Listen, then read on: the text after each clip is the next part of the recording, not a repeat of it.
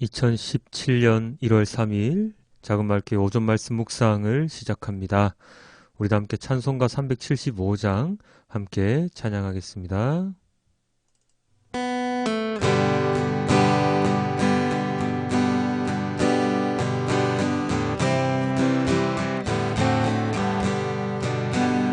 나는 갈 길 모르니 주여 인도하소서.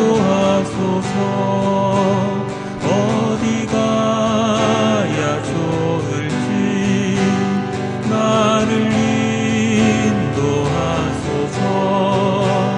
어디 가야 좋을지 나를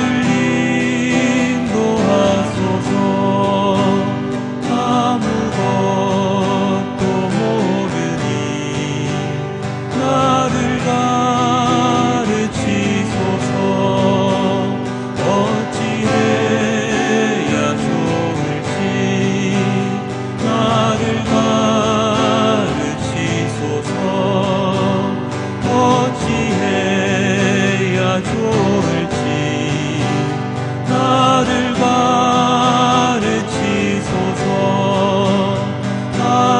아이같이 어리니 나를 도와주소서. 힘도 없고 약하니 나를 도와주소서. 힘도 없고 약하니 나를 도와주소서. 마음심이 슬프니 나를 위로하소서. 의지 없이 다니니 나를 위로하소서. 의지 없이 다니니 나를 위로하소서. 의지 없이 다니니 나를 위로하소서.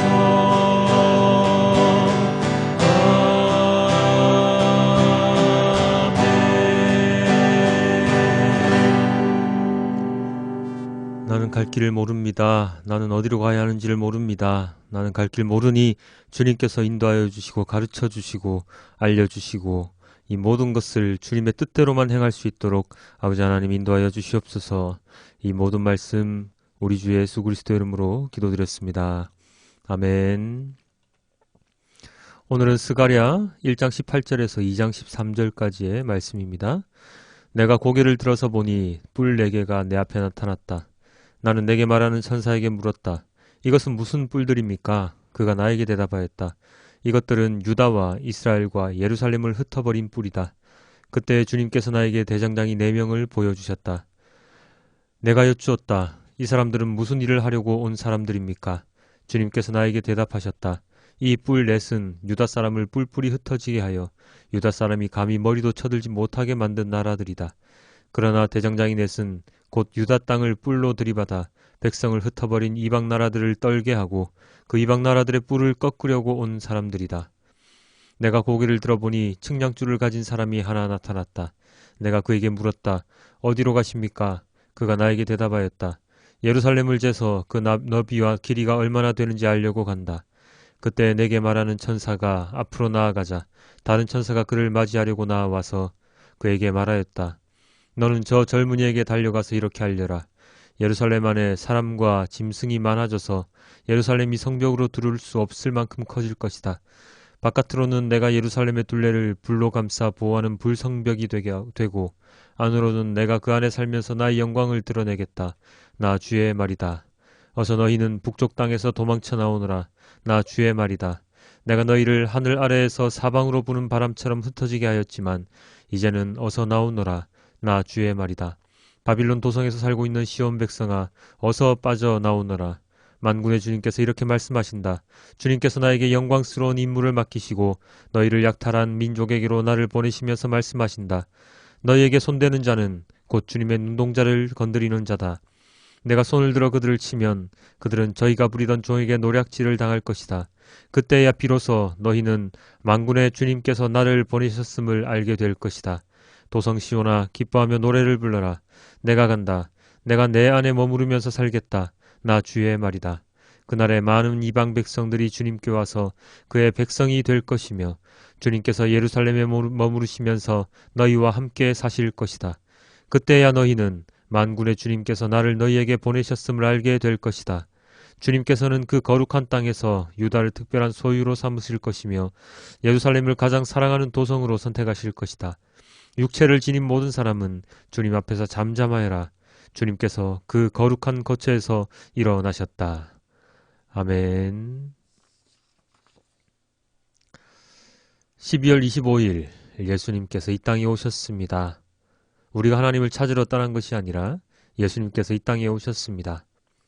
아담과 하와가 선악과를 먹었을 때 그들은 하나님을 피해 달아났지만 하나님께서 그들을 찾으셨습니다.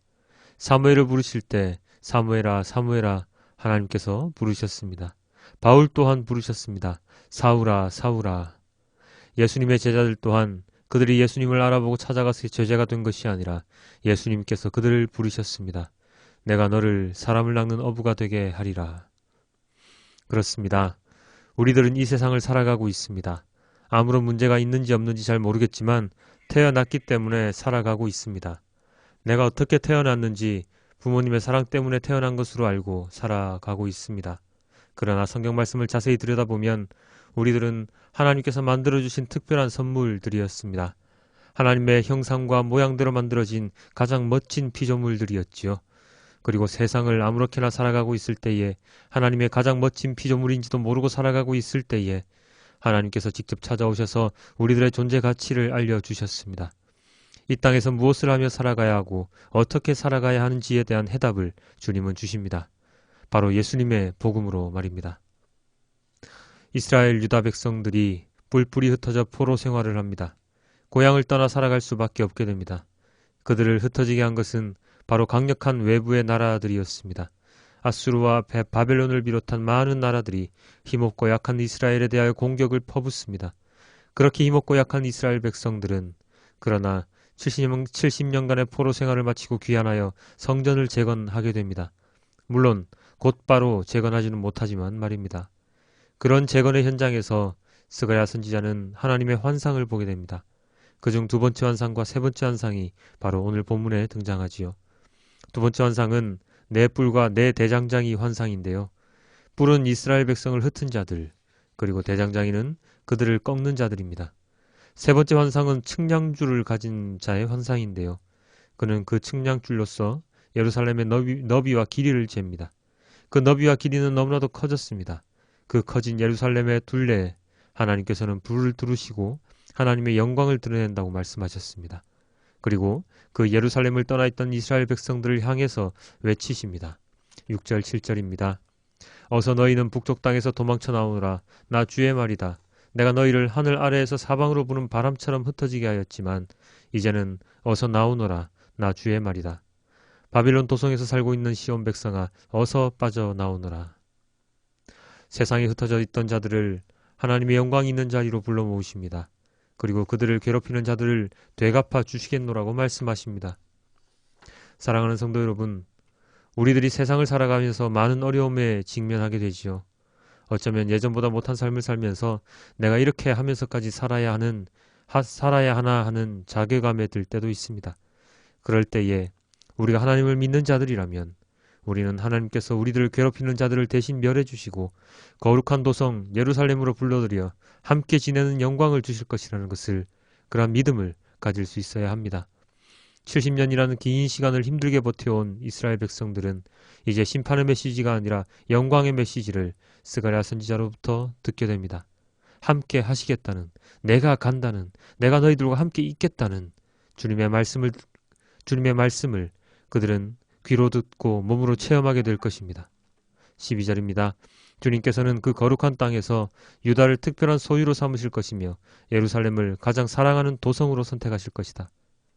그리고 그들을 특별한 소유로 삼으시고 예루살렘을 가장 사랑하는 도성으로 삼으신다 말씀하십니다. 오늘날 살아가는 우리들 가운데 하나님을 믿고 순종하는 자들은 하나님의 특별한 소유로 변화하게 되고 내가 있는 그곳, 이를테면 교회, 아니면 가정, 아니면 내가 속한 그 지역이 주님께서 사랑하시는 곳으로 변화하게 될 것입니다. 이 모든 것의 가장 중요한 전제 조건은 바로 하나님을 대적하는 자가 아니라 하나님을 섬기고 경외하고 하나님의 말씀을 듣는 자여야 한다는 것입니다. 나를 믿으라. 나의 말에 순종하라. 그러면 너희가 오는 것이 아니라 내가 간다. 내가 너희와 함께 있을 것이다. 라고 오늘 본문의 말씀을 통해서 우리들에게 말씀해주고 계십니다. 10절입니다. 도성 시온아 기뻐하며 노래를 불러라. 내가 간다. 내가 내 안에 머무르면서 살겠다. 나 주의 말이다. 우리들을 찾아오시는 주님을 거부하지 아니하고 내주하시는 하나님과 함께 이 세상을 살아가야 하는 것이 우리들의 사명입니다. 그것이 하나님의 뜻이고 우리가 살아가는 이유이며 예수님께서 이 땅에 오신 바로 그 이유입니다. 여러분들이 그것을 깨닫고 우리 모두가 이것을 깨닫고 하루하루를 살아간다면 우리가 해야 하는 것이 무엇인지, 세상의 것을 취하며 살아가야 하는 것인지, 아니면 하나님의 나라, 하나님의 정의를 위하여 살아가야 하는 것인지에 대한 해답이 분명히 반드시 나올 것이라고 믿어 의심치 않습니다. 오늘 하루도 찾아오시는 하나님을 기쁜 마음으로 받아들이시고 하나님의 뜻대로 하나님의 뜻이 무엇인지 깨우치는 여러분들이 되시길, 우리 모두가 되길 주님께 기도드립니다. 기도하겠습니다. 아버지 하나님 감사합니다. 우리가 찾아가는 것이 아니라 주님께서 찾아오시는 것이라는 것을 오늘 또다시 깨닫게 됩니다. 우리가 부르는 것이 아니라 주님께서 우리를 부르신다는 것을 오늘 또다시 깨닫게 됩니다. 어리석어서 이 세상에 살아가면서 이 세상에 파묻혀서 주님을 잃어버리고 주님을 잊어버리고 주님을 거부하면서 살아가는 자들이 아닌, 언제 어디서나 매일같이 주님을 향하여 기도하고 주님께 의지하며 살아가는, 주님의 말씀을 들으며 주님의 말씀을 믿으며 주님의 말씀을 순종하며 살아가는 우리 모두가 될 수 있도록 도와주시옵소서. 하루하루 이렇게 묵상을 할 때에 주님께서 주시는 이 메시지가 우리 하루의 삶의 양식이 될 수 있도록 도와주시고 이 말씀을 잊지 않고 살아가는 우리 모두가 될 수 있도록 또한 하나님 아버지 인도하여 주시옵소서. 새 시작이 되었습니다. 2017년 한 해 동안 주님을 향한 마음 변치 않도록 하여 주시고 주님을 향한 예배, 진정한 예배를 드릴 수 있는 자가 될 수 있도록 도와주시고 매일같이 기도하는 자가 될 수 있도록 아버지 하나님 인도하여 주시옵소서. 이 모든 말씀 우리 주 예수 그리스도 이름으로 기도드렸습니다. 아멘.